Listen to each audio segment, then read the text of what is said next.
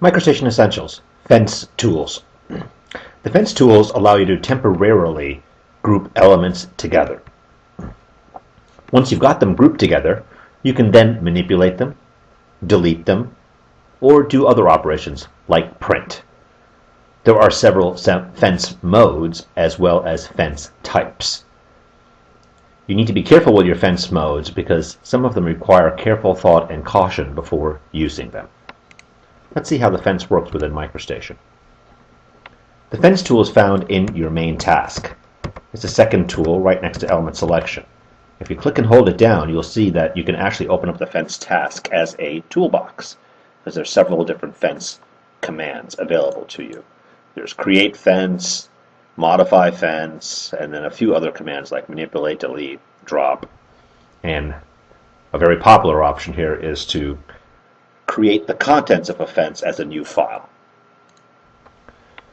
So when you select create fence or place fence, you're given the option of, in your tool settings, of a fence type and a fence mode.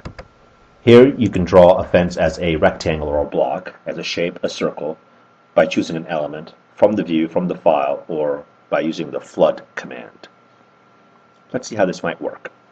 We'll start with a block. Relatively straightforward idea. You're going to draw a rectangle, and that's green highlight color indicates that you're drawing a fence. You pick one corner and you pick the opposite corner, and then everything inside the fence is now ready for manipulation or deletion or printing or some other operation. So now I've grouped these four elements together, and I can actually go to like the copy tool, and you'll notice that it has a use fence option. I could go to the scale tool and it has a use fence option. Virtually all the tools that have manipulation associated with them have a use fence option, including things like change element attributes has a use fence option in the tool settings. So just briefly, if I choose copy, I can pick a spot here, copy the fence contents over, and I'm done with that. How do I clear the fence? I can pick the place fence command again. Another way to clear the fence is to draw an element selection window, basically over nothing. So you have a fence by block, a fence by shape, and again here you're going to draw a polygon, irregular polygon, and enclosing things inside a fence. You can also do a fence by circle,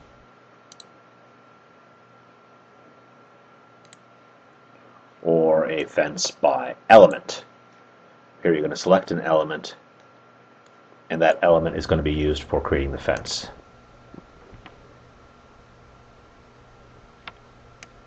You can also do a fence from view.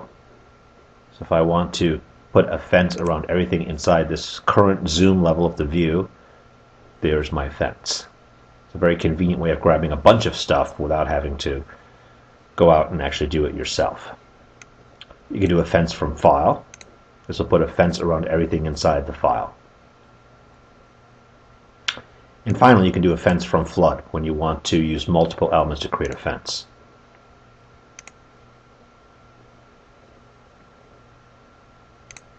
There are several different methods available to you when you create a fence. We call these fence modes. So in this case, everything on the inside of the fence is manipulated.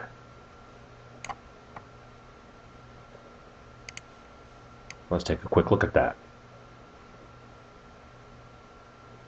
In this case, this element is inside. This element may be inside. It's hard to tell. This element is definitely not completely inside because part of it sticks outside the fence, and this part of it sticks outside of the fence for this one. So now if I do a copy and I use the inside method, well, that vertical one was also inside, just barely. But the two horizontal ones were not copied because they were not strictly inside the fence. I could, however, go to another mode here, such as overlap. This says it's anything that's overlapping, that's partially inside and then crosses over the fence, will get manipulated. So in this case, the ones that are overlapping, the two horizontal ones, are also copied. In addition to overlap, you have clip. This will clip off anything, clip out these parts here, and leave them behind. In fact, a move will make this a little bit more clear. leaving the portions that are outside the fence behind and the portions that are inside the fence there. You also have the ability of doing void. This is everything outside the fence. You'll notice that when you select void, the color changes to red. This is a caution. You should be very careful. Alarm bells should be going off in your head at this point because void can be very, very problematic if you don't do it correctly. Void is going to take everything outside the fence. Now when I do a move, everything outside the fence gets moved. Let's take a look at that again. Everything outside the fence is going to be moved. These elements are locked, so they're not going to be touched, which is kind of interesting. Because they're locked elements, they do not get moved.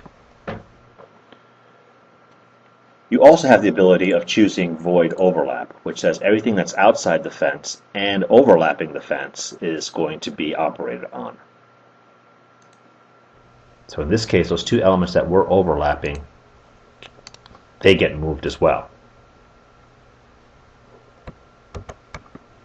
Finally, you have void and clip. Anything that's outside the fence and is getting clipped by the fence is going to get moved. So those two little pieces that were outside the fence were clipped by it and then are moved.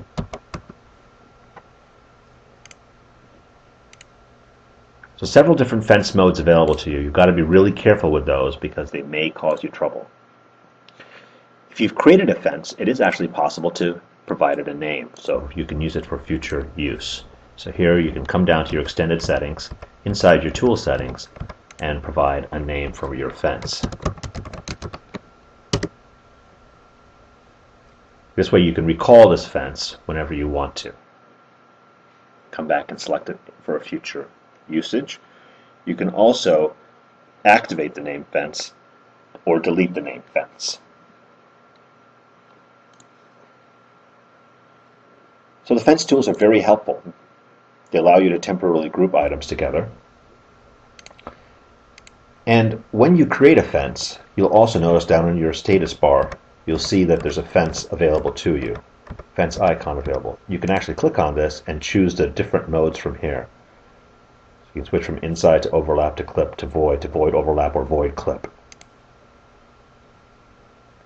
Notice that when you change to overlap, your fence border changes to a dashed line. When you change to a void, to a clip, it changes to a dashed line. And inside is a solid line. If you go to void, your fence shade turns to red.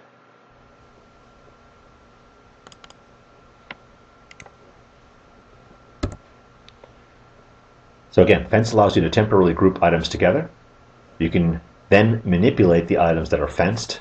You can delete them, you can drop them, you can also use them for printing. There are several fence modes and fence types. But remember, be careful with some of the fence types because they can cause a lot of trouble if you don't think about it carefully ahead of time.